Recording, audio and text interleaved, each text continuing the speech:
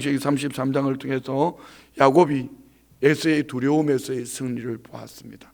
오늘은 마가복음 4장에서 제자들의 무지함, 그래서 예수님은 이 제자들이 어떻게 깨닫게 해주시는가, 그리고 풍랑의 한계, 인간들이 겪는 인생의 풍랑의 한계를 어떻게 주님이 승리하게 하시는가, 그리고 이제 에스더서 마지막 9장 10장, 왜 9장 10장을 둘러 같이 붙여놨을까? 10장은 석절밖에 안 되니까. 유다인들이 죽어야 될 그때에 오히려 하나님이 도리어 그들을 승리하게 하시고, 그들은 불임절이라는 이 절기를 지키면서 오늘 우리에게 꼭 필요한 사이다가 여기에 있어요. 우리 말씀을 보면서 승리라는 주제를 가지고 함께 보겠습니다. 먼저 마가복음 4장 봅니다. 1절 2절 시작. 예수께서 다시 바닷가에서 가르치시니 큰 무리가 모여들거늘 예수께서 바다에 떠 있는 배에 올라 앉으시고 온 무리는 바닷가 육지에 있더라. 이에 예수께서 여러 가지를 비유로 가르치시니 그 가르치시는 중에 그들에게 이르시되 아멘. 예수님의 공생의 3대 사역, 세 가지 사역이 뭐라고? 첫 번째는 천국 복음을 선포하시고, 두 번째는 가르치시고, 세 번째는 고쳐주시고, 회복. 그런데 예수님의 가르치시는 방법은 그 당시 그 문화는 이런 거였대요. 제자가 스승을 찾아가는, 제자들이 랍비를 찾아가는 그런 문화였는데, 예수님이 가르치시는 방법은 그렇지 않아요. 그들은 랍비가 회당에 있으면은 회당으로 찾아가서 말씀을 듣고 회당으로 찾아가서 가르침을 받았다면은, 예수님은 찾아오셔서 어떤 지식, 이론만 가지고 말씀하시는 것이 아니라 비유로 있는 그들의 삶의 환경에 들을 자들에게는 쉽게 듣게 하시지만 듣지 말아야 들을 자들은 어렵게 들려지는 것, 이것이 복음이에요. 예수님이 우리를 그 당시 유대인들의 문화처럼 천국으로 올라오라고 그랬으면 여기 올라갈 사람 아무도 없어요. 그런데 예수님이 우리 인생 가운데 찾아오셨어요. 이것이 복음 아닙니까? 찾아오셔서 우리에게 하나님 나라 비밀을 주시고, 또 오늘 에스더서에서 나오지만 저와 허물로 죽었던 우리, 심판받아서 영벌로 죽었던 우리에게 주님이 도리어 영생으로 하늘나라 소망 가지고 살게 해주셨다. 오늘 1절 2절 말씀은요, 예수님의 사역하시는 방법이기도 하지만 이것이 예수님의 전반적인 모든 공생의 사역뿐 아니라 예수님 육신의 몸을 입고 오신 모든 삶, 복음이 예수님이 복음 되신 방법, 이 말씀 속에서 볼 수가 있습니다. 그런데 예수님이 회당이 아닌 바다, 여기서 말하는 바다는 어디죠? 갈릴리 바다. 갈릴리 바다의 이름이 세 가지가 성경에 나오죠.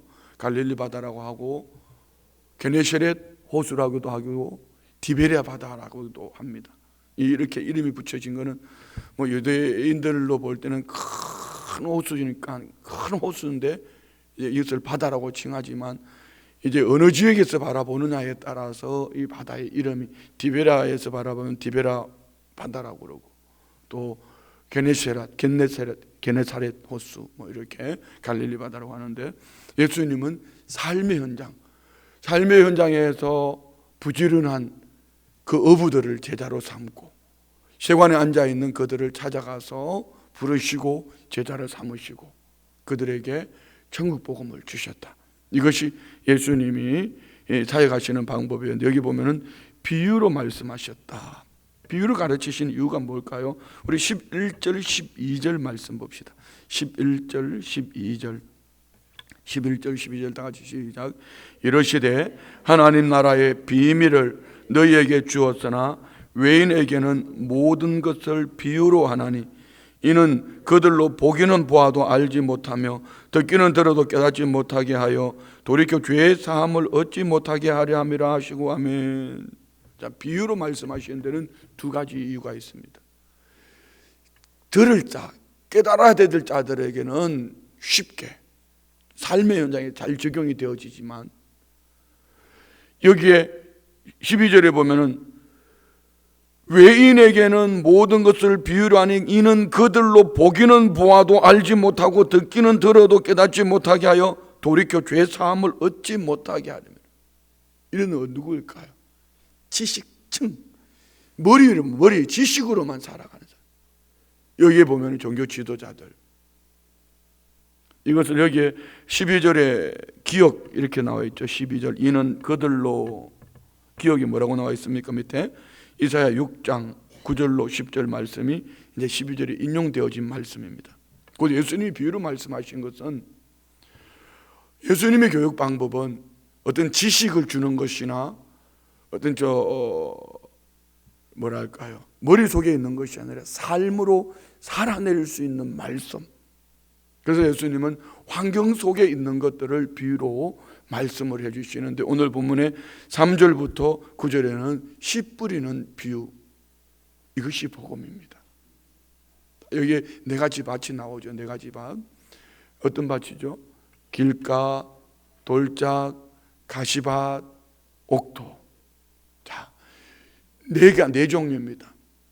우리 이렇게 꼭 이거 정답은 아니죠. 이렇게 한번 적용해 보면 어떨까요?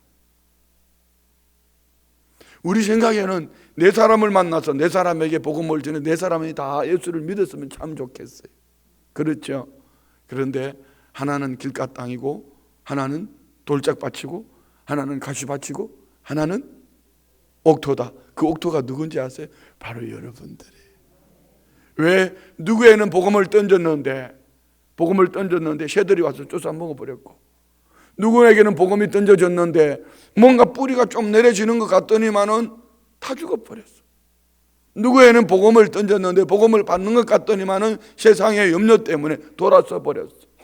그런데 오늘 우리 성도님들에게는 이 복음이 시간이 지나가면 보니까, 삶의 연주가 더해져가면 보니까 꼭 야곱 같은 사람이 모여서 야곱의 영적인 축복도 받고 환경의 축복도 받고, 이때 아멘 크게 하면 되는데, 할렐루야, 아주 야곱 같은 사람들이, 그래서 우리는 야곱 같은 사람을 미워하면 된다 안 된다? 예, 알기는 너무 잘 알지만은 야곱 같은 사람을 만나면 아주 얄미워요. 요게 나 사기 쳐먹으려고 보이잖아. 여러분 노하우가 있으니까 보이잖아요. 그럴 때 저 사람이 지금은 야곱이지만 곧 후이 되어 어떻게 해요? 야곱의 축복을 받겠구나. 저 사람이 곧 후이 되어 야곱의 영성을 가지겠구나. 그런데 문제는 나는 나중되었는데 먼저 되어진 그분이, 나를 전도해 주신 그분이 신앙 연조가 30년 40년이 되었는데도 아직까지 그렇게 하고 있으니까 이 연사가 가슴이 터질 것 같아, 이 말이죠. 그 말인지 잘 모르겠죠. 우리 세월이 빨리 돌려서 야곱의 영육의 복을 받기를 원합니다. 자, 오늘 이 비유를 시작하시면서 씨 뿌리는 비유를 말씀하시면서 3절에 이렇게 말씀합니다. 다 같이 시작. 들으라, 씨를 뿌리는 자가 뿌리러 나갔어. 자, 9절 봅시다. 9절 다 같이 시작. 또 이르시되 들을 귀 있는 자는 들으라 하시니라 하면, 여기 들으라 이 말은 쉐마 이스라엘, 우리 신명기 나오는 말씀처럼 여기서 듣는다는 귀로 듣는 것만 말하는 것이 아닙니다. 듣고 삶으로 살아내라는 겁니다. 오늘 우리 성도님들 안에 복음의 능력은 이런 거예요. 엑소더스를 보면은 하나님이라는 얘기가 한마디도 없습니다. 더 감칠맛 나지 않아요? 말 표현이 좀 이렇게 죄송합니다. 그런데 그 배후에 하나님이 선민 유대인들을 위해서 행하시는 일들을 보면 기가 막히잖아요. 놀랍잖아요. 우리는 하나님의 말씀을 머릿속에 집어넣고 그걸 가지고 누군가를 계산하고 누군가의 자기 눈에 들뻔을 보지 못하고 남의 눈에 티나 뽑으려고, 이거는 이 하나님의 말씀을 듣는 신앙이 아니에요. 우리는 저와 물론 죽었던 우리들을 하나님의 크신 은혜와 사랑 안에 독생자 예수 그리스도를 십자가에 못 박아 죽게 하시고 그 은혜로 구원 얻게 하시기를 사흘 만에 살리셔서 우리에게 부활의 산소망으로 우리 또한 주님처럼 부활의 모습으로 영원토록 살게 될 줄 믿습니다. 이것을 믿음으로 반응할 때, 그냥 머릿속에만 집어넣는 것이 아니고 마음으로 믿어 의에 이르고 입으로 시인하여 구원을 얻는, 영접하는 자 곧 그 이름을 믿는 자들에게는 하나님의 자녀가 되는 권세를 주셨다. 여러분, 하나님 자녀의 권세를 받으셨습니까? 그러면 그 다음에 믿음으로 구원 얻은 백성들의 그의 구원관을 한번 볼 수 있는 게 이겁니다. 저 사람이 진짜인가 가짜인가? 믿음은 이꼬르 행함. 행함으로 구원 얻는 거 아닙니다. 그 사람이 착하게 살기 때문에, 선하게 살기 때문에 구원 얻는 것이 아니고, 먼저는 예수 그리스도를 믿음으로 구원 얻었다면은 빛으로 소금으로 시대 앞에 사명을 감당하는 삶.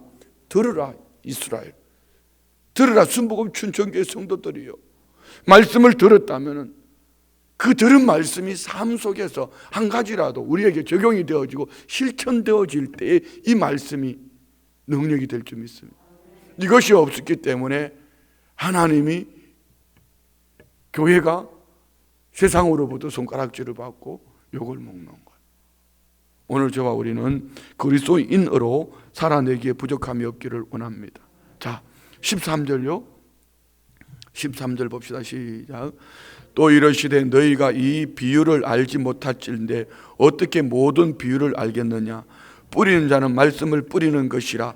말씀이 길가에 뿌려졌다는 것은 이들을 가리킴이니 곧 말씀을 들었을 때 사탄이 즉시 와서 그들에게 뿌려진 말씀을 빼앗는 것이요, 또 이와 같이 돌밭에 뿌려졌다는 것은 이들을 가리킴이니 곧 말씀을 들을 때 즉시 기쁨으로 받으나 그 속에 뿌리가 없어 잠깐 견디다가 말씀으로 인하여 환난이나 박해가 일어나는 때에는 곧 넘어지는 자요, 또 어떤 이는 가시떨기에 뿌려진 자니 이들은 말씀을 듣기는 하되 세상의 염려와 재물의 유혹과 기타 욕심이 들어와 말씀을 막아 결실하지 못하게 되는 자요, 좋은 땅에 뿌려졌다는 것은 곧 말씀을 듣고 받아 30배나 60배나 100배의 결실하는 자니라. 할렐루야. 우리 성도님들 어떤 축복을 받았다고 다 같이 시작.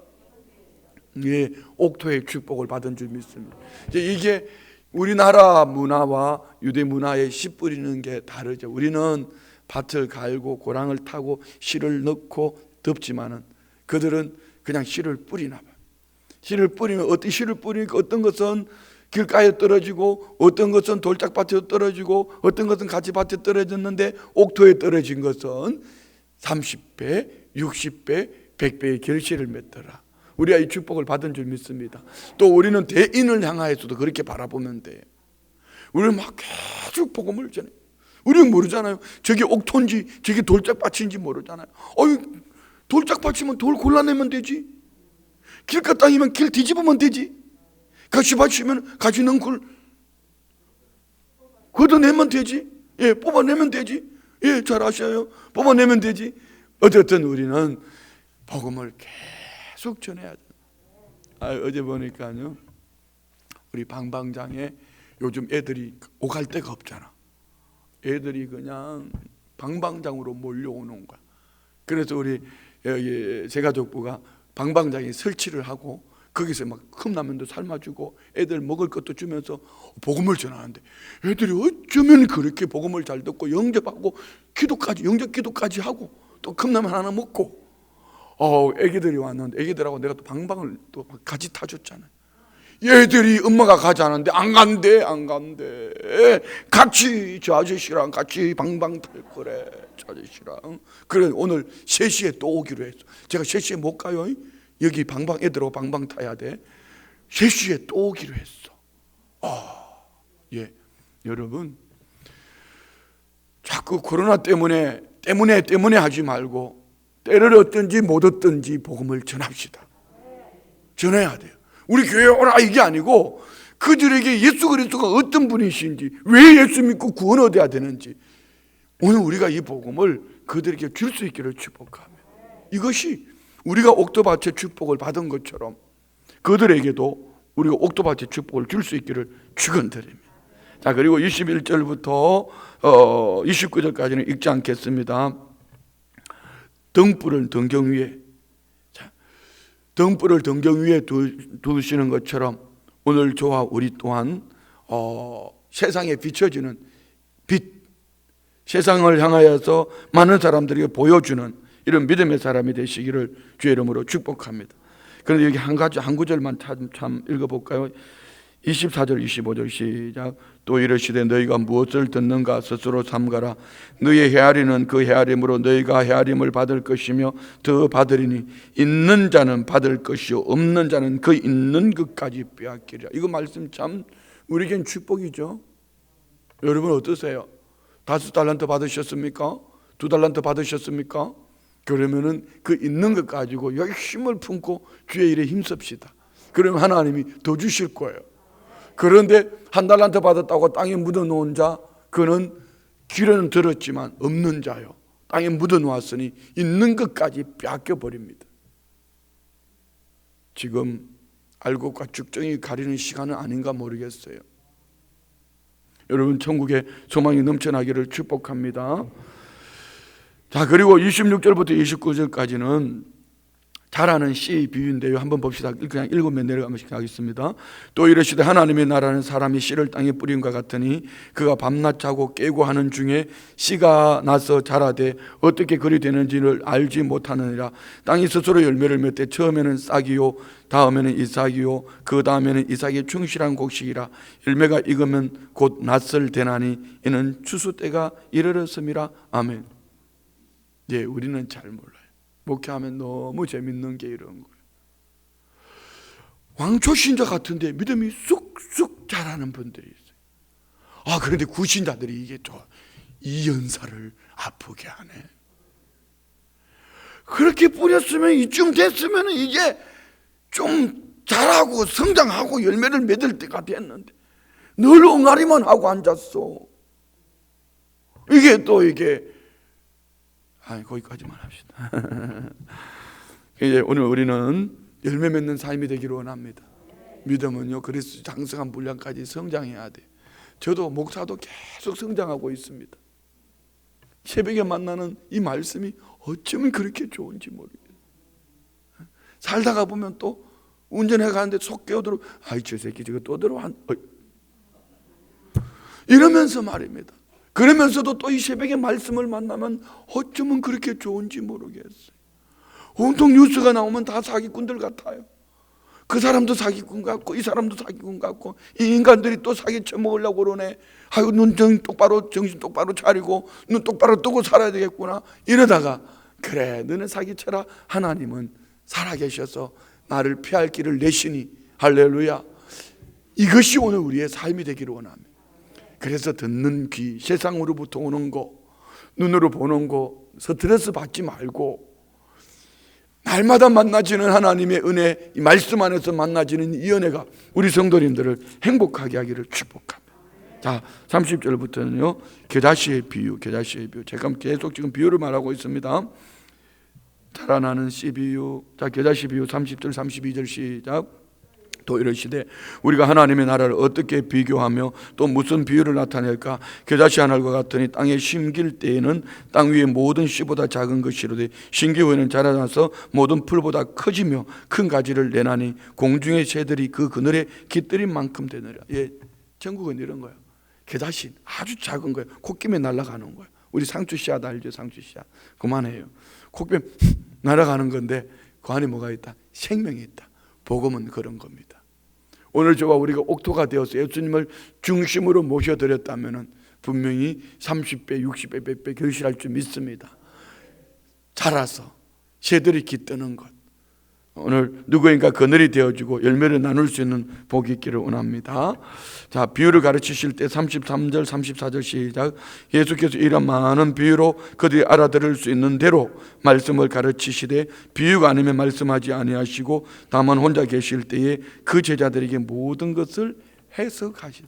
비유를 왜 하셨다? 제자들은 알아듣기 쉽게, 또 머리로만 가지고 있는 그건 얻지 못할 이들에게는 알아듣지 못하도록 이게 비유로 하신 말씀이 이유예요. 35절부터 41절까지 읽읍시다. 그날 저물 때에 제자들에게 이르시되 우리가 저편으로 건너가자 하시니 그들이 무리를 떠나 예수를 배에 계신 그대로 모시고 가매 다른 배들도 함께 하더니. 자, 오늘 우리가 예수님을 모시고 지금 항해하고 있는 줄 믿습니다. 여러분 중심에 누가 계셔요? 진짜요? 믿어도 돼요? 여러분 중심에 예수님 계셔요? 예, 예수님이 계신다면 풍랑 만나도 걱정할 거 없습니다. 나라가, 교회가, 여러분 개인이 풍랑을 만나도 걱정할 이유가 없는 이유는 우리 안에 믿음만 있으면 주님이 역사하신다. 자, 다음 절 봅시다. 37절. 큰 광풍이 일어나며 물길이 배에 부딪혀 들어와 배에 가득하게 되었더라. 예수께서는 고물에서 베개를 베고 주무시더니 제자들이 깨우며 이르되 선생님이 우리가 죽게 된 것을 돌보지 아니하시나이까 하니 아멘. 우리는 주님을 깨워요. 할렐루야. 예, 열심히 기도합시다. 주님은 주무시지 않아요. 졸지도 않으시고 주무시도 않습니다. 우리의 기도를 들으시고 반드시 가장 좋은 때 응답하실 것을 믿습니다. 39절. 제가 기침하니까 걱정되죠. 가까이 오지 마세요. 39절. 예수께서 깨어 바람을 꾸짖으시며 바다들에 이르시되 잠잠하라 고요하라 하시니 바람이 그치고 아주 잔잔하여지더라. 이에 제자들이 이르시되 어찌하여 이렇게 무서워하느냐, 너희가 어찌 믿음이 없느냐 하시. 다시 한번 40절 크게 우리 이 시대를 생각하면서 오늘 우리 형편을 생각하면 크게 한번 읽어 시작. 이에 제자들에게 이르시되 어찌하여 이렇게 무서워하느냐, 너희가 어찌 믿음이 없느냐 하시니 그들이 심히 두려워하여 서로 말하되 그가 누구이기에 바람과 바다도 순종하는가 하였더라. 아멘. 오늘 이 말씀을 통해 주님께서 우리에게 주시고자 하는 얘기는, 의미는 뭘까요? 두려움은 무슨 문제다? 믿음이 문제답니다. 오늘 우리가 믿음으로 승리합시다. 자, 에스더서 9장 10장 마지막입니다. 9장 1절 다 같이 시작. 아달 월 곧 12째 달 13일은 왕의 음명을 시행하게 된 날이라. 유다인의 대적들이 그들을 제거하기를 바랐더니 유다인이 도리어 자기들을 미워하는 자들을 제거하게 된 그날에. 아멘. 여러분, 이 1절 속에서 우리는 에스더서를 다 볼 수 있어요. 유대인들이 큰 위기를 만난 것은 아말렉 후손 아각 사람 하만이 모르드게가 자기 앞에 무릎을 꿇지도 않고 절하지 않는 것 때문에 이 아하수에르 왕에게 얘기를 하고, 아하수에르 왕은 조서를 내립니다. 이게 첫 번째 조서입니다. 이 첫 번째 조서는 하만은 소원 성취하는 거고 유대인들은 위기입니다. 절체절명의 위기입니다. 그런데 그때 제비가 뽑을 때가 언제냐면은 1월 달이에요. 그런데 12월 13일 1월 달에 제비를 뽑았는데 언제 유대인들을 다 멸절할 계획을 세웠냐면 제비 뽑은 날이 12월 13일, 열을 한 달.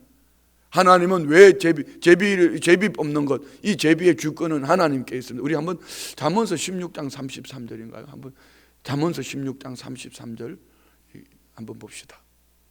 다 같이 시작.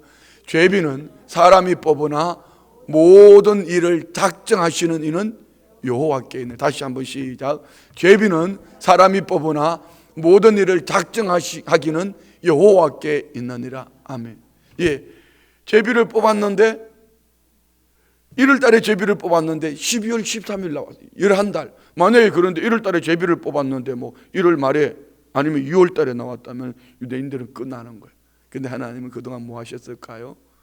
준비시키는 거예요. 어떤 준비요? 모르드게와 에스더게를 통하여서 금식하며 준비하고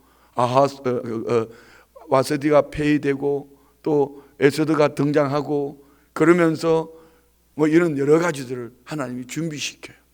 그리고 아하수에르 왕 앞에 에스더가 나가는데 첫 번째 잔치하고 두 번째 잔치하고 막 이러면서 두 번째 잔치할 때 왕 마음에 그냥 나라라도 줄 정도로 간절하도록 만들어가는 거예요. 하나님은 이 제비를 뽑는데 12월 13일이 나왔다. 12월 13일 기억해 주셔야 돼요. 이유가 있습니다. 그리고 두 번째 조서가 뭡니까?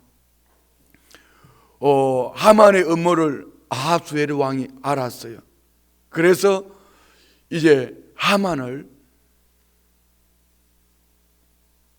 장대에 달고 첫 번째 조서에서 유대인들을 다 멸절을 하라고 조서를 내렸기 때문에 이 조서를 취하할 수가 없어요. 이 당시 페르시아 왕의 이 조서는 어느 누구도 피할 수가 없습니다. 그래서 다시 조서를 내리는 게 뭡니까? 유대인들을 멸절하려고 하는 그들을 유대인들이 마음대로 더 큰 조서를 내려버렸어요. 그러니까 모르드게가 2인자로 있는 데다가 이 유대인들을 향한 더 큰 조서를 내렸으니까 오히려 유대인들은 위기가 기회가 되어진 거예요. 이것이 9장 1절이 말하는 겁니다. 다시 한번 읽읍시다. 아달월 곧 12째 달 13일은 왕의 어명을 시행하게 된 날이라. 유다인의 대적들이 그들을 제거하기를 바랐더니 유다인이 도리어 자기들을 미워하는 자들을 제거하게 된 그날에 아멘. 자, 이런 말씀 밑줄 한번 딱 끊어보세요. 유다인이 도리어 자기들을 미워하는 자들을 제거하게 된 날. 자, 이 배후에 누가 계시죠? 살아계신 하나님. 도리어.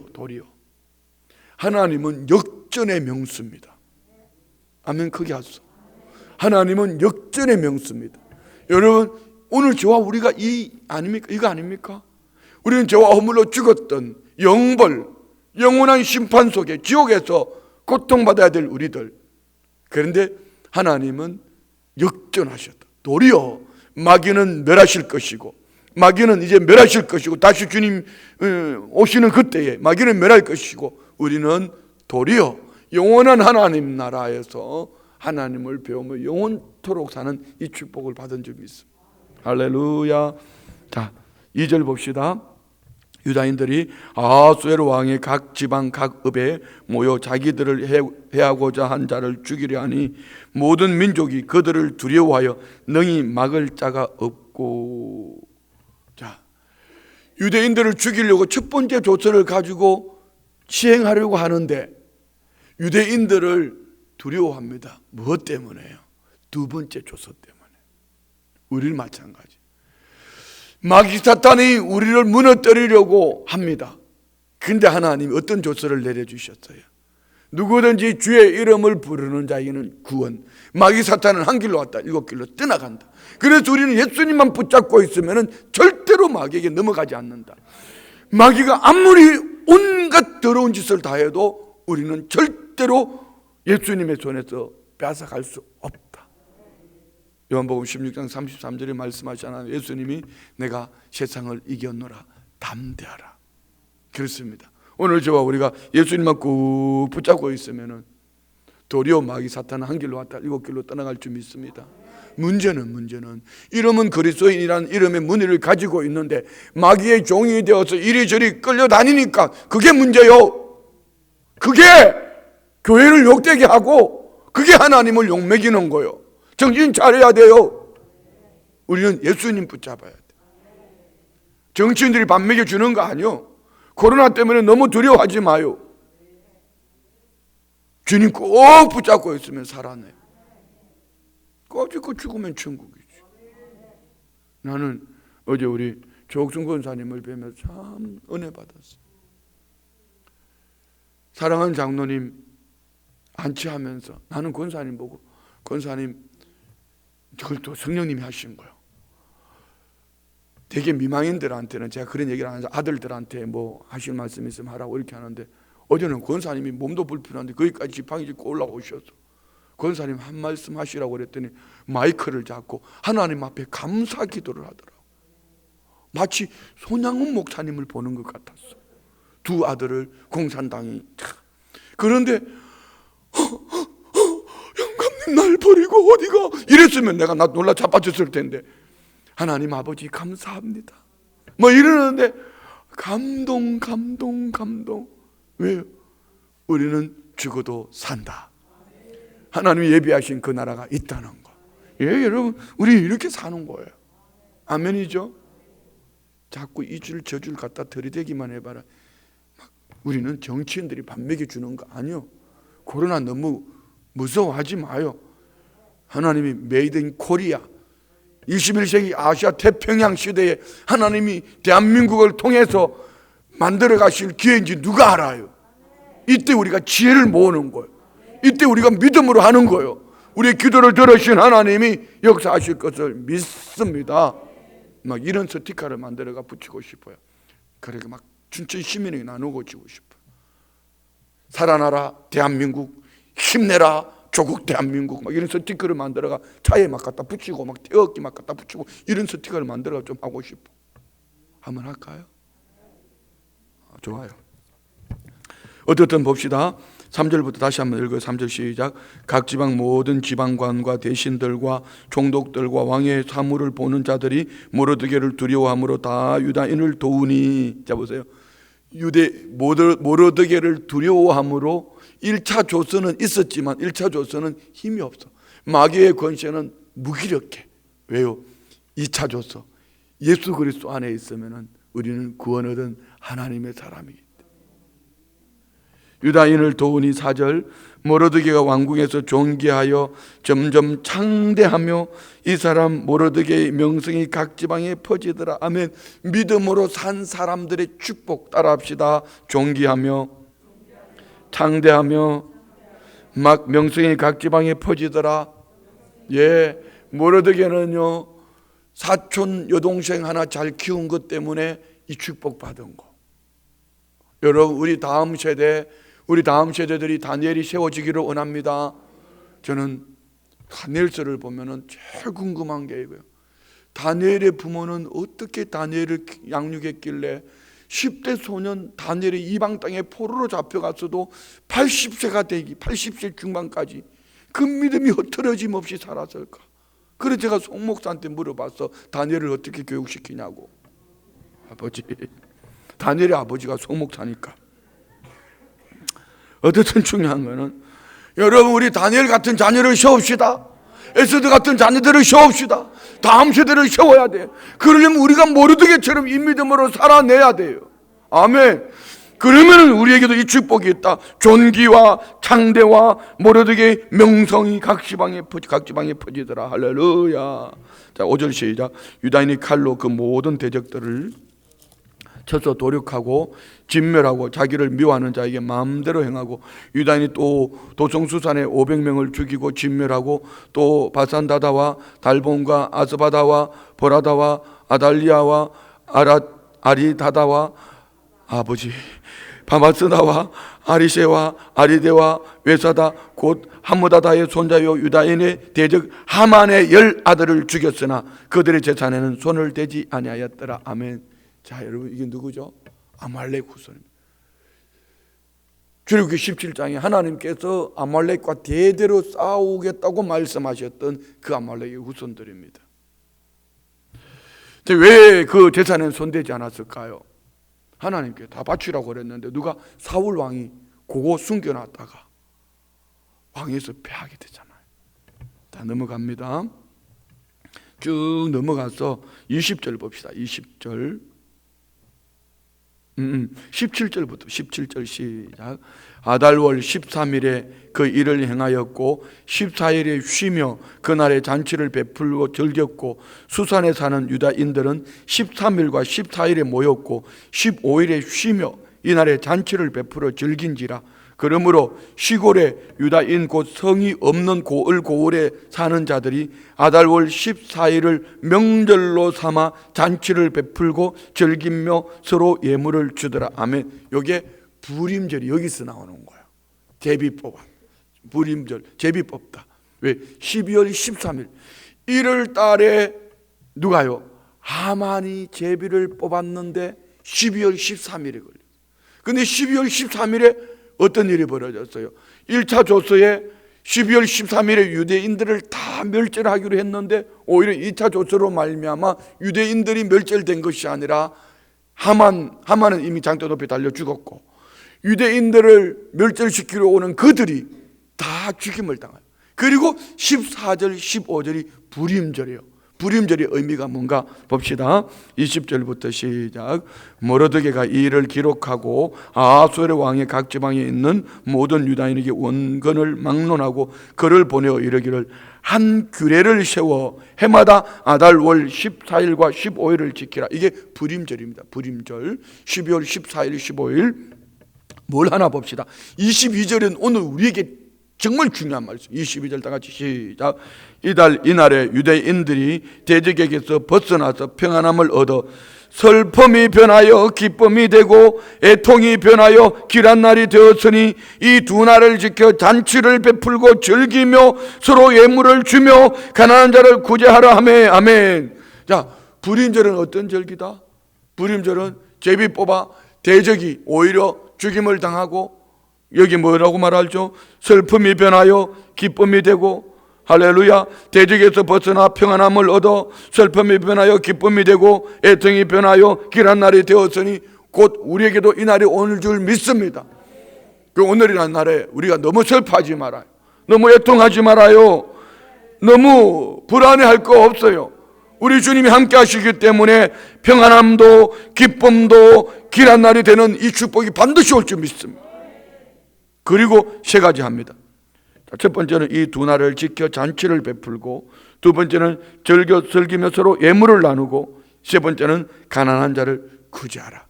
오늘 우리가 그렇게 살아야 됩니다. 오늘 우리가 이 불임절을 살아내야 됩니다. 예수님 믿으시죠? 우리는 슬픔이 변하여 기쁨이 되어진 줄 믿습니다. 애통이 변하여 오늘 주와 우리 안에 길한 날이 되어진 줄 믿습니다. 그래서 우리는 주의 날을 기쁘게 즐겁게, 뿐만 아니라 우리는 서로 예물을 나누며 가난한 자를 구제하는 이 은혜의 삶이 되기를 축복합니다. 자, 23절부터 25절까지 시작. 유다인이 자기들이 이미 시작한 대로 또한 모르드게가 보는 글대로 계속하여 행하였으니 곧 아각 사람 함므다다의 아들 모든 유다인의 대적 하만이 유다인을 진멸하기를 꾀하고 불어 곧 제비를 뽑아 그들을 죽이고 멸하려 하였으나 에스더가 왕 앞에 나아감으로 말미암아 왕이 조서를 내려 하만이 유다인을 헤아리던 악한 꾀를 그의 머리에 돌려보내어 하만과 그의 여러 아들을 나무에 달게 하였으므로. 아멘. 여기까지 보고요, 10장으로 넘어갑니다. 10장 1절 다 같이 시작. 아하수에로 왕이 그의 본토와 바다 섬들로 하여금 조공을 바치게 하였더라. 아멘. 이제 이 어떻게 보면은요, 9장에서 끝나야 되는데 10장은 꼭 부록처럼 이렇게 기록해 놨어요. 지금 어떤 연극이나 이게 음악회 같은 거 하다 보면은 본 게임 다 끝나고 나면 뭐가 내려져? 커튼이 쭉 내려와.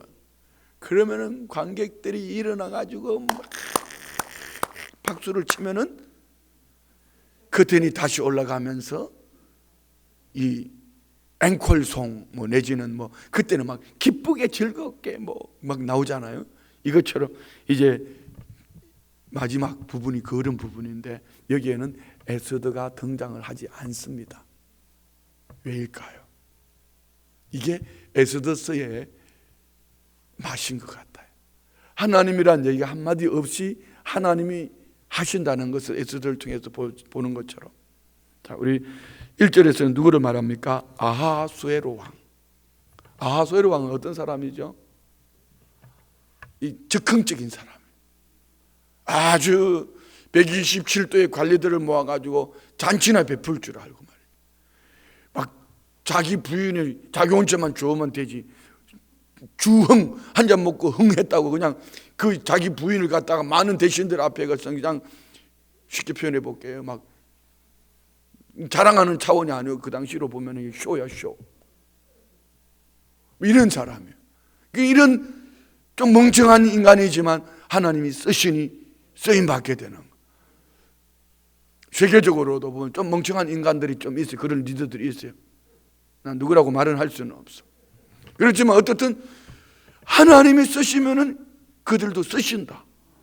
트럼프도 쓰임받을 수 있고 시진핑도 쓰임받을 수도 있고 북한의 정은이도 쓰임받을 수도 있고 우리나라의 그분도 쓰임받을 수도 있고 어쨌든 중요한 거는 하나님이 하시면 된다. 아멘이죠. 자, 2절 봅시다. 다 같이 시작.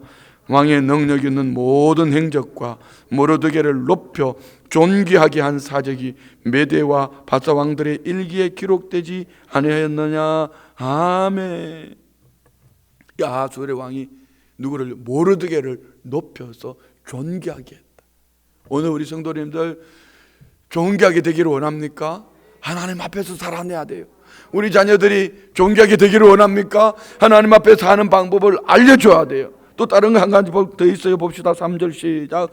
유다인 모르드게가 아하수에르 왕이 다음이 되고 유다인 중에 크게 존경받고 그의 허다한 형제에게 사랑을 받고 그의 백성의 이익을 도모하며 그의 모든 종족을 안위하였더라. 따라합시다. 존경받고 사랑받고. 누가? 모르드게가. 누가? 그렇게 되기를 원합니다. 예, 존경받는 것은 높여지면은 하나님 앞에 귀하게 쓰임받는 그 모습을 보면 존경해요. 사랑은 어떤 사람이 사랑받죠? 가까이에서 피부로 함께 나눌 수 있을 때. 예? 모르드게는 그런 사람. 목회를 하다가 보면은요, 이 두 가지 다 충족하기는 힘들어요. 다양한 꼴들이 있거든, 모양들이 있거든요. 그래서 좀 가까이 가려면은 막 머리채를 잡아 흔들려고 그래. 목사의 머리채를. 사랑받기는 그냥 잡아서 막 흔들려고 그래. 그런데 또 조금 거리를 두고 좀 이렇게 하다가 보면 존경은 그냥 사랑이 식어졌다고 그래. 어디 비율을 맞춰야 될지 모르겠어. 그런데 모르드게는 하나님 앞에서 잘 살아내니, 에스더를 잘 양육했더니 존경받고 사랑받더라. 결론은 뭐죠? 목사가 목회를 잘 하려면은 하나님 앞에서 믿음으로 잘 살아내면은 존경받고 사랑받는다. 여러분은 어떨까요? 사람 앞에 가서 그거 할 거 없어요. 사람 앞에 너무 떠들 것도 없어요. 하나님 앞에서 우리 다음 세대를 잘 살려내고 믿음으로 살면은 존경받고 사랑받고. 할렐루야. 좋으시면 크게 아멘. 따라합시다. 존경받고 사랑받고. 누가?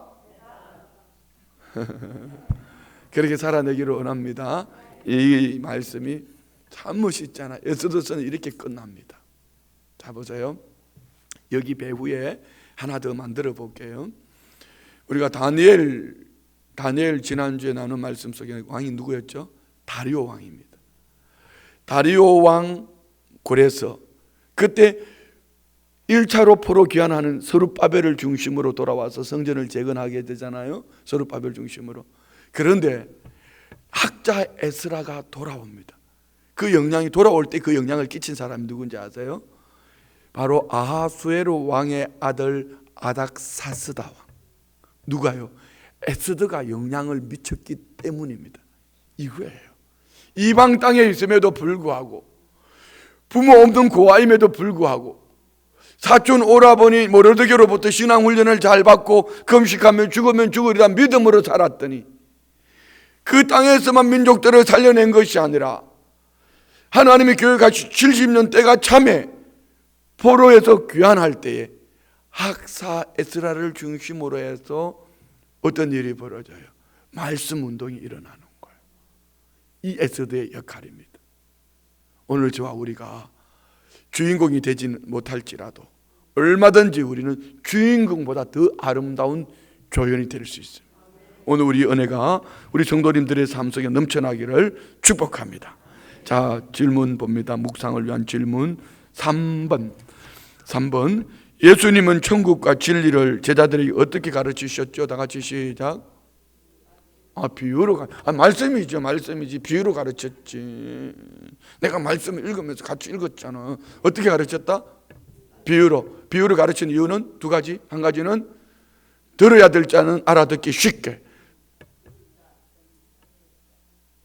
머릿속에 있는 이들은 알아듣지 못하도록. 4번. 예수님은 제자들이 풍랑을 만났을 때 두려워함을 보고 무엇이 문제라고 했죠? 40절에 보면 무엇이 문제죠? 믿음이 문제였다. 5번. 에스더의 경건함과 단호함은 오늘 우리에게 어떤 인성적인 교훈을 줄까요? 에스더의 이 단호함은 어떤 인성적인 교훈을 줄까요? 예? 우리 이걸 꼭 정답이라기보다는 하나님 제일 중심으로 살아가는 영성을 가진 믿음의 사람. 그러면 삶으로 에스더를 보면은요, 들레지도 않고 급하지도 않고 혈기를 부리지도 않고. 혈기 부리는 사람 축복 못 받는다? 헬기도 부리지도 않고 말씀 안에서 그 중심으로 살아내니 그 인성이 누구요? 예수님을 속 빼닮았다. 그렇죠? 자, 6번. 에스더와 모르드게는 불임절을 제정함으로써 유다인들에게 어떤 의식을 심어주었나요? 불임절을 통해서 어떤 의식? 곧 우리에게 적용해 볼게요. 우리 모든 인생은 하나님이 제비 뽑는다. 하나님이 인생을 책임져 주신다. 어떻게 해요? 슬픔이 변하여 기쁨이 되고 애통이 변하여 잔치가 되는. 할렐루야. 그리고 우리는 어떻게 이것을 날마다 우리는 잔치하며 이웃들에게 선물을 나누며 가난한 자들에게 베풀어주며 이 은혜가 오늘 저와 우리의 삶 속에 있기를 축복합니다. 기도 두 번째 기도 다 같이 시작. 예수의 가르침으로 생각을 정립하고 믿음의 자세로 삶에 담대하게 하옵소서. 기도합니다. 하나님 아버지 감사합니다. 참으로 어두운 시대를 살아가며 말씀을 펼치고 보니 우리의 믿음이 얼마나 연약했음을, 우리가 옥토의 축복을 받았음에도 불구하고 너무나 연약한 우리의 모습들을 봅니다. 하나님 아버지, 모르드게와 에스더에게 주셨던 그 믿음을 우리에게 허락하여 주시고 날마다 우리가 불임절을 지키는 복된 삶이 되게 하여 주옵소서. 주의 말씀을 들을 수 있는 귀를 열어주셔서 깨닫고 주신 말씀으로 살아내기에 부족함이 없게 하옵소서. 믿음으로 예물 올려드립니다. 11조 예물 드립니다. 범사에 감사합니다. 주일 헌금 드립니다. 구역 헌금 드립니다. 선교 헌금 드립니다. 각종 작정 예물 드립니다. 감사 예물 드립니다. 올려드리는 예물, 기도 제목, 마음의 소원 그 중심을 보시고 때를 따라 도우신 아버지 하나님, 옥토의 축복 30배, 60배, 100배로 결실하게 하여 주옵소서. 존경과 사랑이 넘쳐나는 복의 통로 되게 하여 주옵소서. 예수님의 이름으로 축복하며 기도드리옵나이다. 아멘.